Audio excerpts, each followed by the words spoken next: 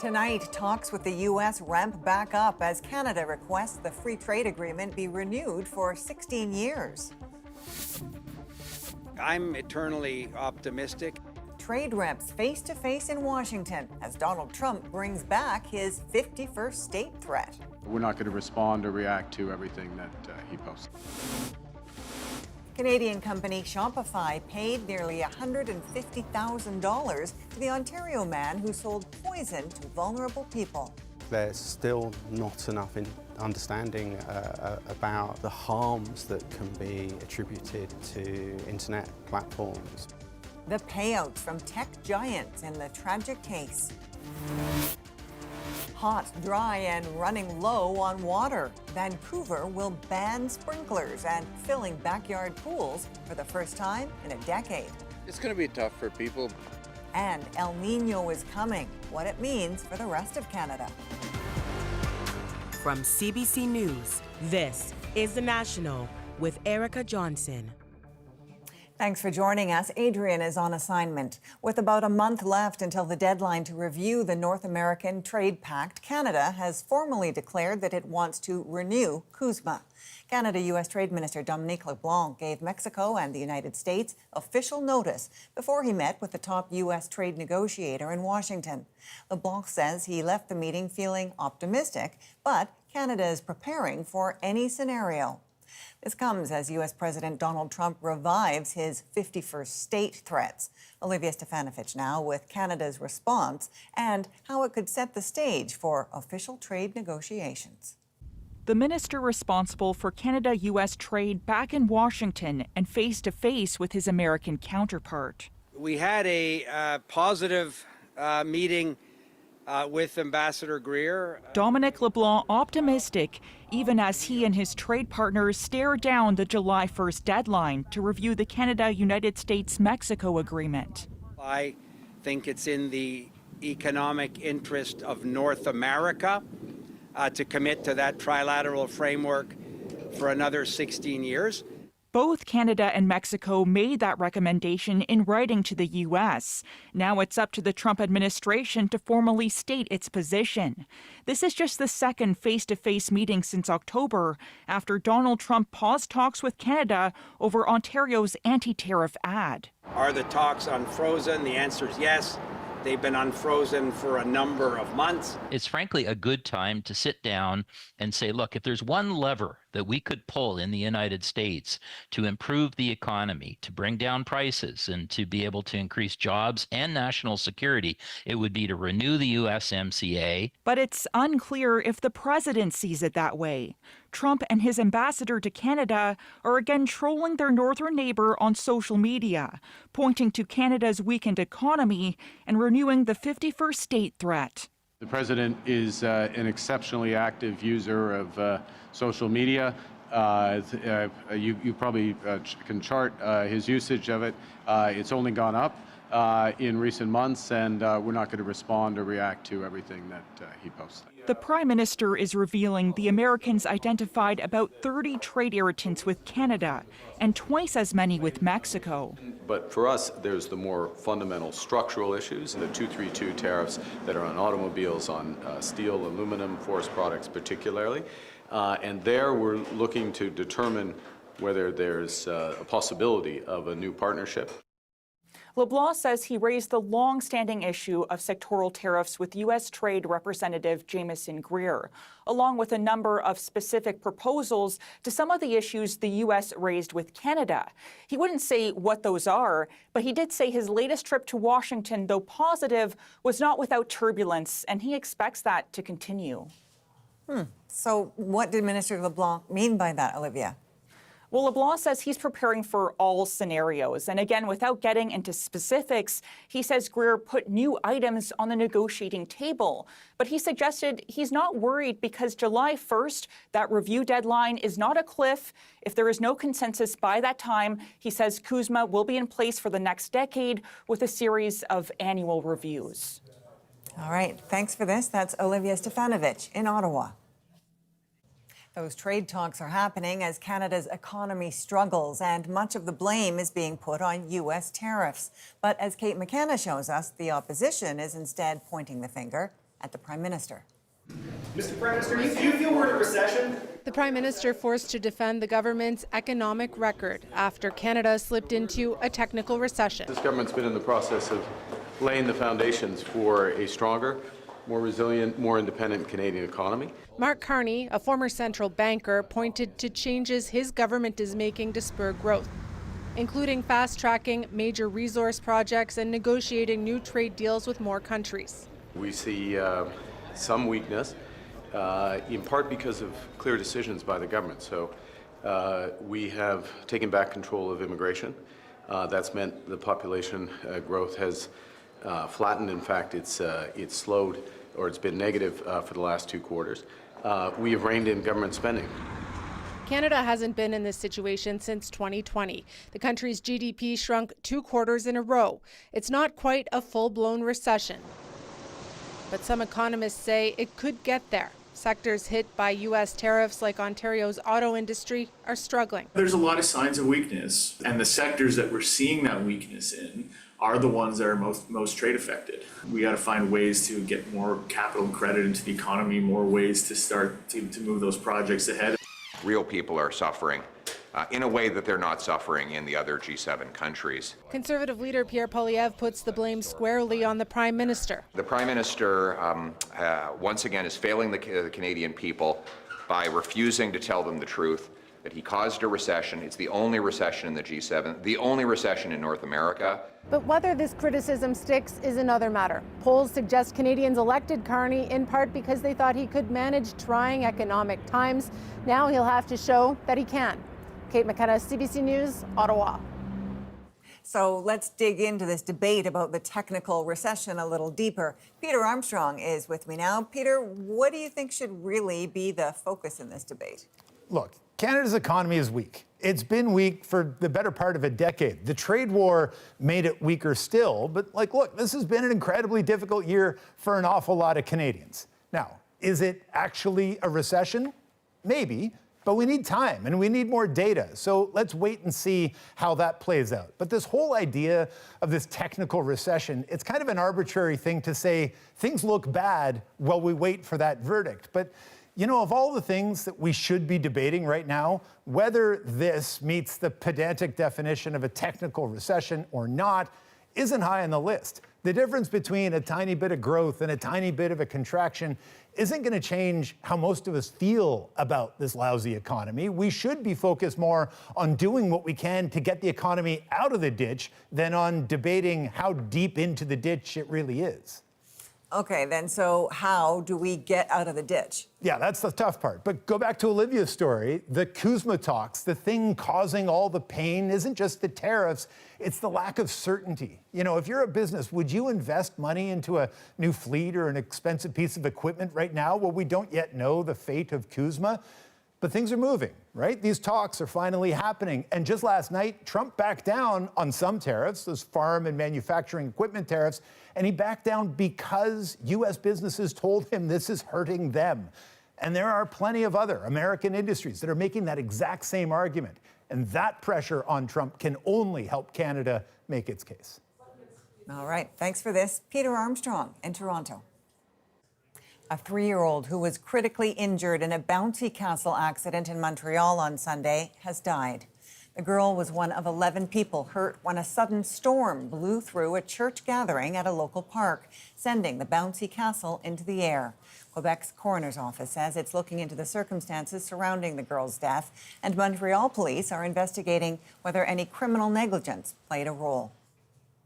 Court documents reveal that Canadian e-commerce platform Shopify paid Kenneth Law nearly $150,000 for sales of his deadly poison. Law pleaded guilty last week to assisting 14 suicides. Thomas Dagla digs deeper into the tech companies involved and the questions about responsibility. Some families uncovered torn-up receipts. Others found emails linking their loved one's death to Canadian Kenneth Law and the tech giants that helped him sell materials for suicide. Benjamin Cohn died just weeks before Law's scheme was uncovered. Say if Kenneth Law got arrested maybe, a month earlier, maybe Benji wouldn't have been able to buy anything. Canadian e-commerce company Shopify not only hosted Law's online sales, but helped him profit. An Ontario court heard Shopify paid Law nearly $149,000 between 2020 and 2023, proceeds from selling suffocation equipment and a toxic salt to buyers as young as 16. People are going to be like, what is he doing? University student Tom Parfit was 22 when he died. There's still not enough understanding about the harms that can be attributed to internet platforms. At his home near Toronto, Law kept shelves full of his lethal products to be sold.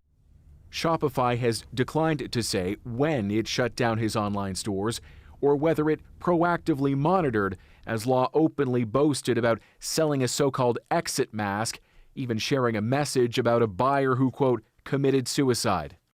People in the UK have died, people in the US have died, people in Canada have died, in other parts of the world, right?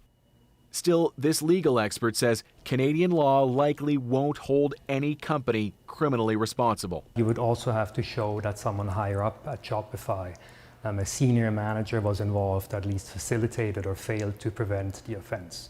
Other tech giants also helped Law, with PayPal processing more than $148,000 in his sales, GoDaddy selling him domain names, and Google hosting his suicide blog. The companies that got back to us said they cut ties with Law in 2023. He faces years in prison when he's sentenced for aiding 14 suicides in Ontario. Thomas Dagg, CBC News, Toronto. And a reminder, if you or anyone else needs support, there is help. You can call or text 988 to reach the Suicide Crisis Helpline 24 hours a day, 7 days a week. Saskatchewan RCMP are appealing to the public for information about a shooting on Monday that left a woman dead and a man seriously injured. We need that information. We need to work with our communities because that's what makes everyone safer. The shooting triggered a dangerous person alert in Pelican, Saskatchewan, a Cree Nation community about 420 kilometers north of Saskatoon. A suspect is in police custody, but charges have not been laid. The RCMP say they're still investigating if the shooting was random or targeted. This follows a rash of violence in the community over the past several weeks. People in BC's Lower Mainland are being warned they may have to forego some of their favorite summer activities. Metro Vancouver is implementing sweeping water restrictions. Dan Burrett explains why. Business is blooming at this Vancouver garden centre, but the talk is all about water, or the lack of it. I've already thought differently about not planting any flowers this year. Starting Monday, June 8th, Metro Vancouver is facing the strictest water restrictions in over a decade. Officials point to a combination of reasons for the crackdown. We've got our historically low snowpack, where we have forecasts for a very hot and dry June and into the summer. Stage 3 restrictions mean no lawn watering, no car washing at home, and no filling up or topping up pools and hot tubs. But people can still hand water gardens, trees, and shrubs. It's going to be tough for people, but I guess they're trying to be proactive, and we don't know what's ahead. Staff here are offering alternatives to the traditional soaker hose. Pour the water down into the bag like that. And trying to educate. Talking to people about plants that can handle drought. Things that are more water resilient, that don't need as much water as other things. A lot of, for us, is teaching. Metro Vancouver's 3 million residents use about 1 billion litres of water a day. That spikes in the summer, and officials warn the demand on the region's 3 reservoirs was already up. Canadians tend to be one of the highest water users on a per person or per capita basis in the world. So we need to be a bit more aware of what we are using, how much we are using, and if there are ways of reducing our consumption. Another water concern? Maintenance. A major pipe that runs through Vancouver's Stanley Park is shut down so crews can build a new water supply tunnel. If water use spikes, officials warn it could hurt first responders who need water for emergencies because of a drop in pressure. Dan Burrett, CBC News, Vancouver. Some are raising questions tonight about whether Toronto police used excessive force to take down a cyclist who allegedly ran a stop sign. Police say they were at the intersection because of complaints about cyclists not obeying the stop sign when the suspect raced through and shouted profanity at officers. They allege the cyclist tried to flee after being told to stop. Ukraine's president is warning tonight Russia could launch more widespread attacks. It comes after one of the largest aerial attacks that killed at least 22 people. Senior international correspondent Margaret Evans shows us the aftermath.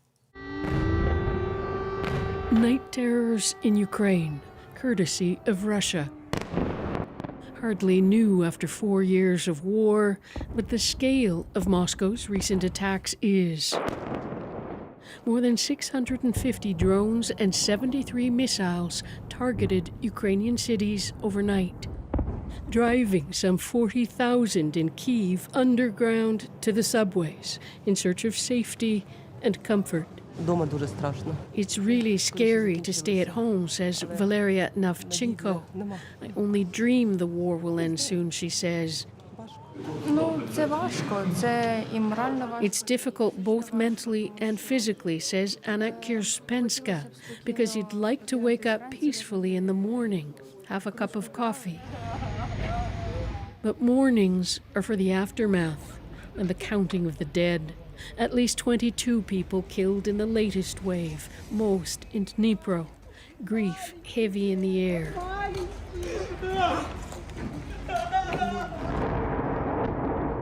The massive nature of the Russian barrage echoes two similar attacks last month.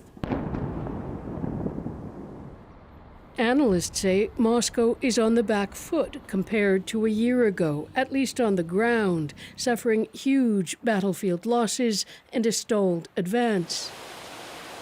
But Ukraine is also suffering from a shortage of Patriot missiles so critical for its defense systems, especially after Washington cut off direct supplies. Ukraine's President Volodymyr Zelensky wants outside help. All partners must continue working to ensure Ukraine receives the resources needed to help save lives, he said. In the meantime, he's urging Ukrainians to heed the air raid sirens. Margaret Evans, CBC News, London.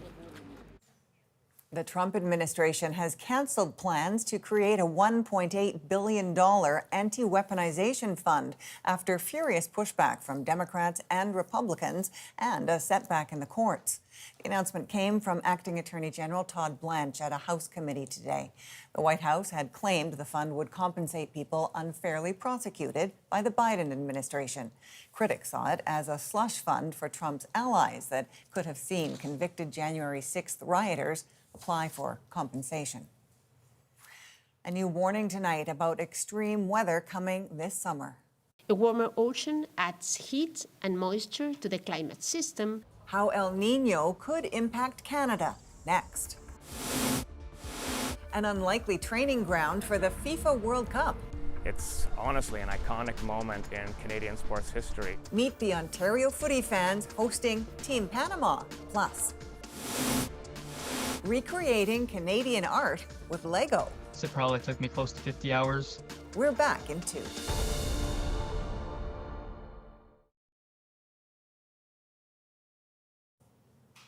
The UN's weather agency is warning extreme weather is on its way thanks to El Niño.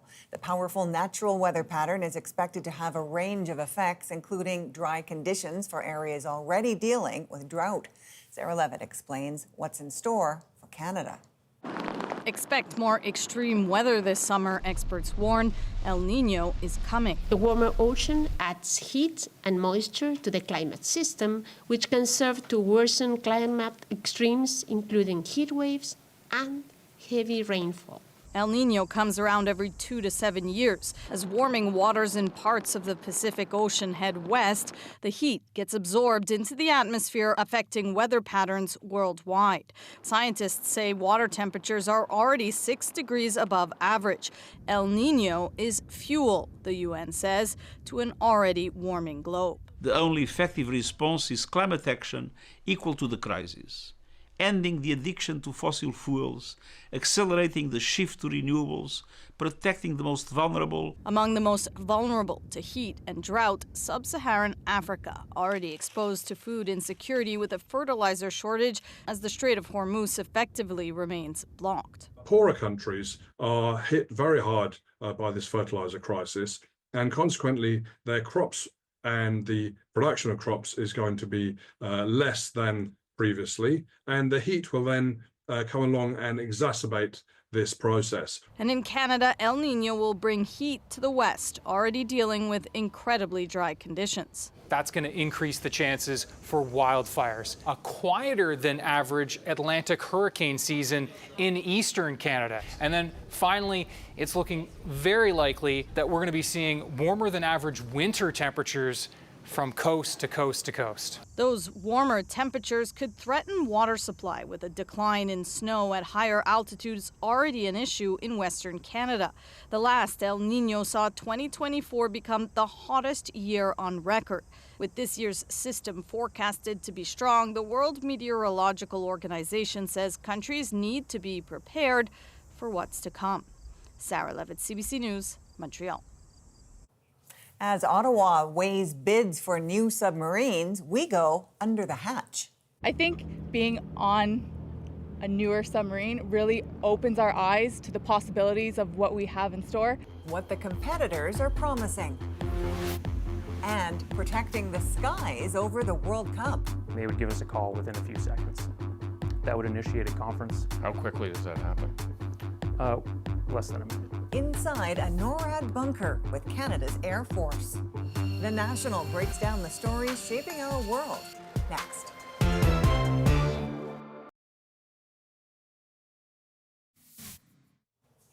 Actor, philanthropist, and now a knight, Idris Elba, pictured here with his wife, was given the honour today by King Charles. The two recently celebrated a half-century of the UK's prestigious National Youth Music Theatre. Elba received a grant from the King's Trust charity to attend as a teenager. An Assembly of First Nations delegation also met with King Charles today, this time at Buckingham Palace. National Chief Cindy Woodhouse-Nepenak says they discussed the Alberta separation movement and the treaty relationship with the Crown. Here we go. So thank you so much. That's Montreal Victoire captain Marie-Philippe Poulin presenting Mark Carney with a personalized jersey as some members of the team met with the Prime Minister. The Victoire is the first Canadian team to win a PWHL title, which Carney says is an inspiration. While Toronto gets ready to host the World Cup, a family-owned resort outside of the city is preparing to become an official FIFA training ground. Lane Harrison shows us how that's been decades in the making. This is a soccer pitch, fit literally for the world stage. About an hour outside Toronto, nestled between a highway and 36 holes of golf. Soon, an official practice facility for the FIFA World Cup. FIFA wanted the continuity of having the same sort of grass in different locations, regardless of whether you were a practice surface or you're playing at Toronto Stadium. That grass at the Nottawasaga Resort will be base camp for Team Panama during the 2026 World Cup. Honestly, an iconic moment in Canadian sports history.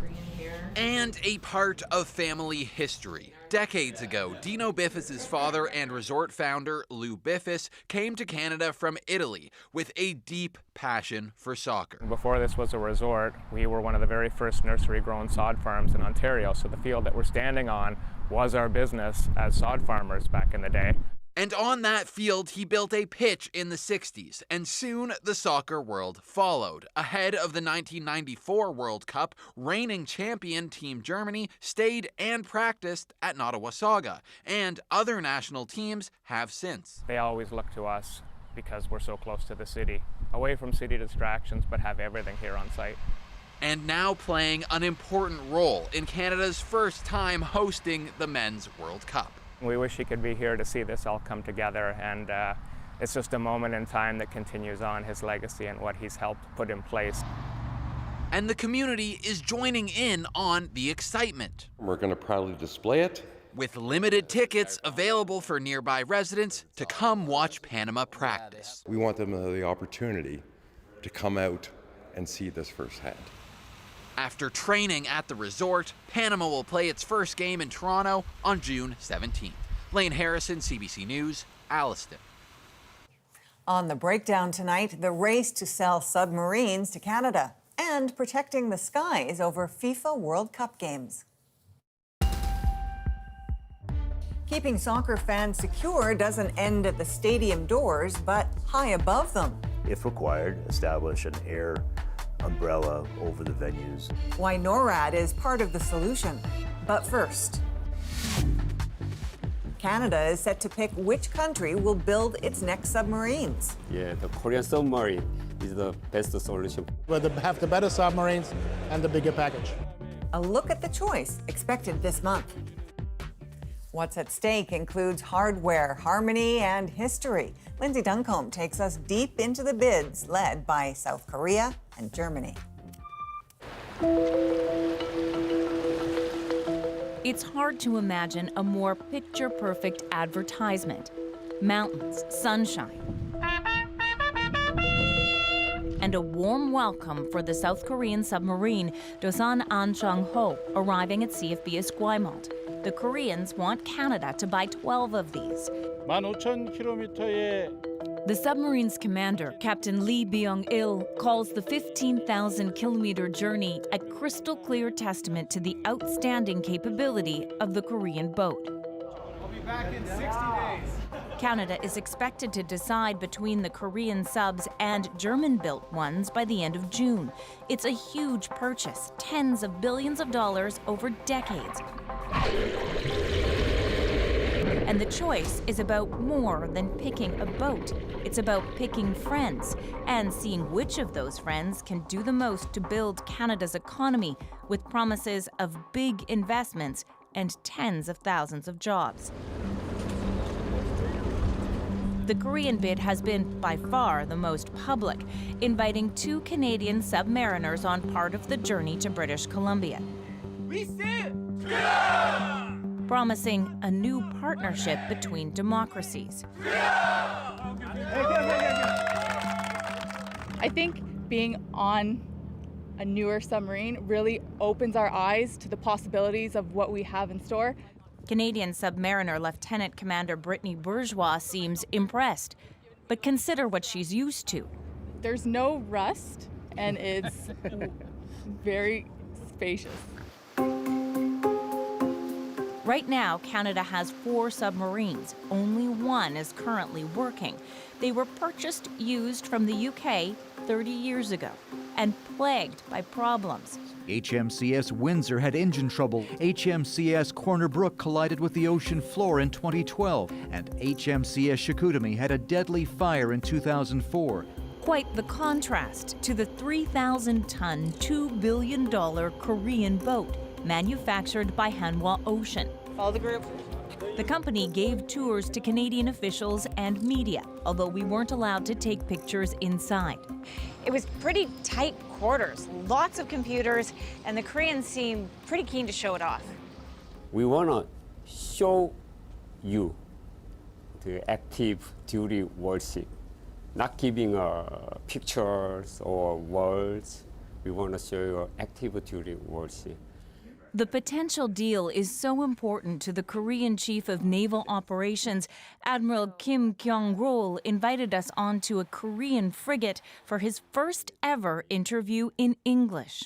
I'm sure, the Korean submarine is the best solution for the Royal Canadian Navy, who is looking for this safe and capable submarine from the Pacific to the Arctic and Atlantic. From the Pacific. The Koreans say their intense marketing and outreach campaign, featuring a familiar voice, The Hanwha Canadian patrol submarine is proven, reliable. Yes, that's former CBC anchor Peter Mansbridge voicing the ad, targets not just Canadian officials, but the Canadian public, warming them up to the idea of a new partnership. Korea's Minister of Defense Acquisition Lee Yong-chul sat down with us too. 국민들의 여론이 The public opinion is a big influence on politicians and decision makers, he says.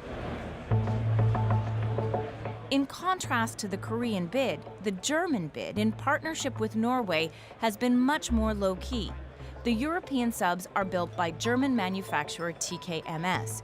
It's not sailing boats across the ocean for tours, just the model on display at this security conference in Ottawa. But lobbying is happening behind the scenes. Germany's defense minister Boris Pistorius spoke exclusively to CBC's Murray Brewster in May. I've been here 3 or 2 times. The half of the cabinet of Germany have been here for different reasons, for different objectives, but always having in mind and talking about the submarine proposal. The HDW Class 212 CD. A big advantage for TKMS, the sub it is selling is an updated version of a boat already in use by NATO. The countries are so keen to deliver to Canada. Both countries, Germany and Norway, will delay their own submarine production to build Canadian boats first. They say 4 subs would be ready by 2036, a timeline just slightly behind the Koreans. We are absolutely convinced that it is in our joint interest in NATO and between Europe and Canada to strengthen all the capacities in defense industry and the capabilities of our Canadian ally. Whichever bid Canada goes with, the submarines would be built overseas, with maintenance facilities for 6 submarines on the east coast and 6 on the west. That would mean jobs, but at Canada's request, both bids are promising to invest billions more. The Korean company Hanwha Ocean says it will help rebuild Canada's defense industry, signing a memorandum of understanding with Canada's Automotive Parts Manufacturers Association to make parts for armored vehicles in southern Ontario. And it promises to build the subs with Algoma steel, potentially saving jobs at risk thanks to Trump's tariffs. 캐나다 내 일자리 창출과 산업 Local jobs will be created, he says, and industrial capacity will grow in Canada. The German bid is also promising billions in investments over just a couple of years, all tailored to Canada's economic priorities, including building a torpedo factory, investing in carbon capture in Alberta, and in the port of Churchill, with an eye to exporting LNG to Europe. We'll have the better submarines and the bigger package. TKMS CEO Oliver Burkhardt was in Ottawa for that security conference. He said the German package is tailored to make lawmakers happy. For politicians, the currency is not how many submarines do I run, maybe the currency is how many jobs do I generate. So we understood and turned it a bit more in this direction.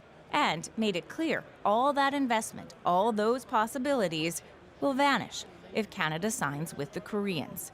It would be a pity if the opportunities of that wonderful collaboration between Europe and Canada would have been lost, because all of that what we are offering is, let's say, connected to that contract. Choosing a submarine, choosing an investment package, choosing between allies is a tough call. That's a pretty high expectation for a bureaucracy that we know is under stress. UBC professor Michael Byers worries tying the submarine purchase to additional investment could mean delays. So the moment you start putting additional things into the package, the possibilities of something going sideways grow. Whereas if you just focus on buying the equipment, we need 12 submarines, that's it, that's the extent of the package. It's a simpler ask. Byers says there's a lot at stake. If they're both really good submarines, well, then you start looking at other things. And I think the first and foremost of those other things is the relationship with our allies, the relationship with NATO, the relationship with South Korea and Japan and the Indo-Pacific.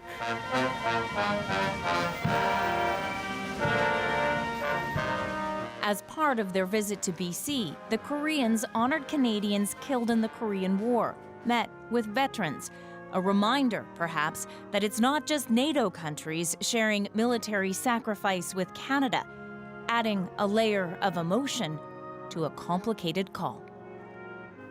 If Canada chooses the South Korean bid, it will be the first submarine deal between that country and a member of NATO. Coming up, with the FIFA World Cup set to take the pitch, NORAD pilots are ready to defend threats in the air. If we need to, we'll fly out in front of the aircraft and rock our wings. David Common is at NORAD headquarters for its pre-tournament preps. Next.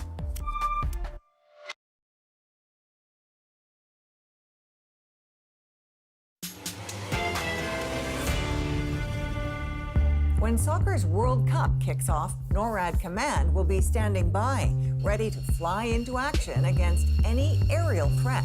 How quickly does that happen? Less than a minute. Insight from the top brass for defending multiple locations across an entire continent. David Common got access to NORAD, speaking to the joint Canada-US leadership about their just-in-case playbook. What does the world's most secure bunker have to do with the world's biggest sporting event? Well, come on inside this mountain complex with me to see NORAD's role in protecting the World Cup. We're entering an underground labyrinth built inside a mountain in Colorado, highly fortified with bomb-proof doors. This complex was originally built to counter the Soviet nuclear threat, and so you see the giant blast doors, one here, one beyond, that would be closed in the event of a major incident. Military personnel from both Canada and the US work inside the mountain 24/7, watching over the continent's busy skies and the oceans which surround it, looking for threats that may come from sky, space, or sea. We have a lot of feeder information coming into us from Transport Canada or Nav Canada, from the FAA, from the RCMP.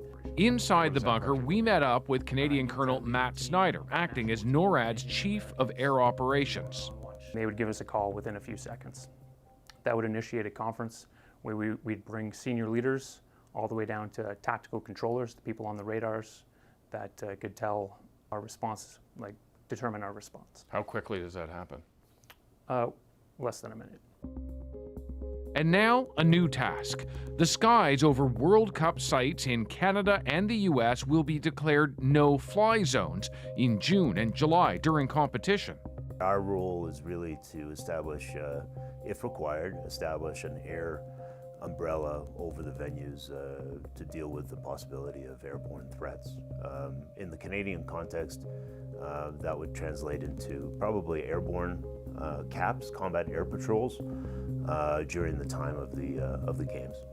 And would those be primarily Canadian aircraft that would be doing that? Oh yeah. Our plan is to use Canadian aircraft. That is noteworthy because over its decades of binational cooperation, NORAD has frequently deployed American fighter jets into Canadian skies to take on a threat, with Canada's Air Force having far fewer jets located primarily on just 2 bases. Sometimes a US warplane is just closer. Then there's the drone threat. NORAD coordinating with police in both host cities. They have the capacity to detect drones and, if necessary, the technology to take them down. The Mounties telling us unauthorized drones will not be permitted within restricted airspace, and law enforcement will respond quickly and effectively to any unauthorized drone activity. The decision on whether to take action if someone is in a place that they shouldn't be, well, here at NORAD, that decision is taken here, the Joint Operations Center, behind that closed door, a secretive facility. We are not able to go inside there. But this is more of what it looks like, reams of info and data being processed inside this operations center. Separating friend from foe in such busy airspace is a significant challenge. If there is a worry above a World Cup site, fighter jets will likely already be in the area, but more can be scrambled to race to the scene carrying weapons too. From the moment you detect a threat, what happens then? Our first intent is to really see if we can get them in communications, because we need to really kind of find out what their intent is. It's where we met with NORAD's longtime Director of Operations, Steve Armstrong, who told us small plane pilots are often shocked when a fighter jet shows up after they enter restricted airspace. But we've also seen folks that look straight ahead and pretend like there's not a fighter there as well. So We've seen the gamut. And what if you don't get a response that way? If we need to, we'll fly out in front of the aircraft and rock our wings. That means follow me or turn away from doing what you're doing. So they should do that. We have a couple other things that we can do as well. We can actually do what's referred to as a headbutt maneuver. We fly hard in front of them and turn very quickly in front of them to try and influence the direction that they're going to go. Similar to major events like the Super Bowl, except instead of a single day in a single city, it'll be a month across many, all done in coordination with civilian air traffic controllers and law enforcement on the ground. And one final note from David. On Thursday, CF-18s will be doing mock intercepts of a rogue plane near Toronto's soccer stadium. Let's shift gears to a much different test, the U.S. president's recent cognitive exam. Donald Trump's had a lot to say about that, and Andrew Chang breaks it down. Okay, pop quiz. Can you name this animal? How about this one? Okay, one more. Name this. If you answered horse, tiger, duck, congratulations. This, according to Donald Trump, is a possible early sign of extreme intelligence. Trump just had one of his regular physicals, and part of that whole routine for him has been to take a cognitive test. This is Trump's fourth, which in the past he has bragged about acing. As the doctor will tell you, I aced it. Right, Susie? I aced. I got every question right. And he's done it again. A high difficulty cognitive test. I scored a perfect 30 out of 30, considered extreme intelligence. Here's another classic question from the test. The administrator would tell you to draw a line going from a number to a letter in ascending order, starting here with 1, then going to A, then to 2, and so on.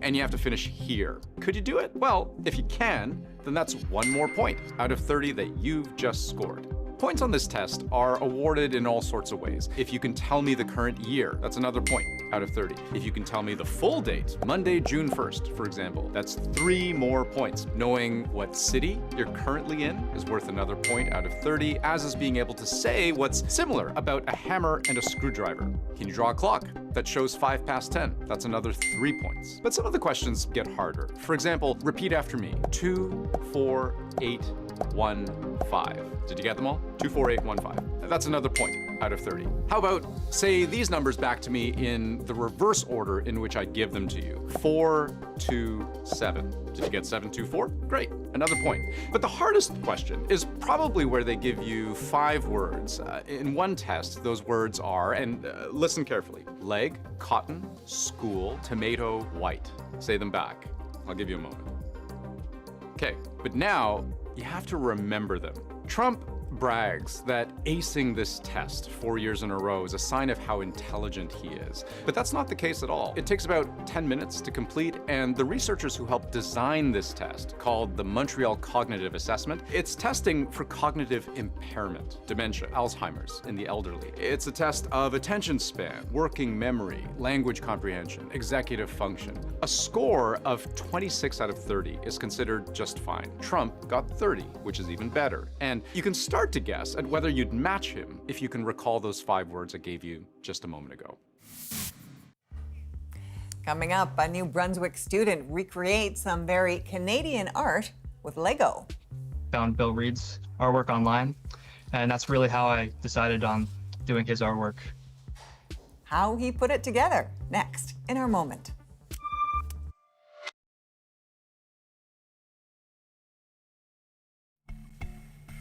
You're looking at Henry Campbell, a grade 11 student from St. Andrews, New Brunswick. And you may recognize the piece of art he's standing beside.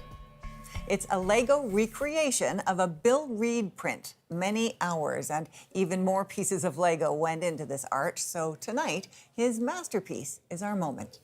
I took Bill Reid's original artwork and I recreated it out of Lego bricks. My vice principal, Miss Norman, she came to me with the idea because she knows that I want to do stuff with Lego when I'm older. Over the course of 5 or 6 months, it probably took me close to 50 hours. I calculated about 15,000 pieces. I just thought back to all my time over in British Columbia where the Northwest Coast art style is really popular. And I found Bill Reid's artwork online, and that's really how I decided on doing his artwork. It's mostly the white pieces. There's also lots of finer details with the red and black pieces as well that were just as important. When I have it laid down flat on a table, it just doesn't look super impressive. But when it's up there on the wall, it just looks really amazing. And I displayed it at Sunbury Shores, the arts gallery here in St. Andrews. They were happy to display my artwork down there. I was originally planning on taking it apart, but I got so much interest and traction for it that I decided to keep it together. Now, Bill Reid first created the hide-a-dog salmon print in the 70s. He has since passed away, but apparently his wife, Martine, saw this recreation and said she has been blown away by it. Now, Henry was going to dismantle it, as you heard. He decided instead to give it to his grandparents, and it is hanging on their wall. What a cool piece of art.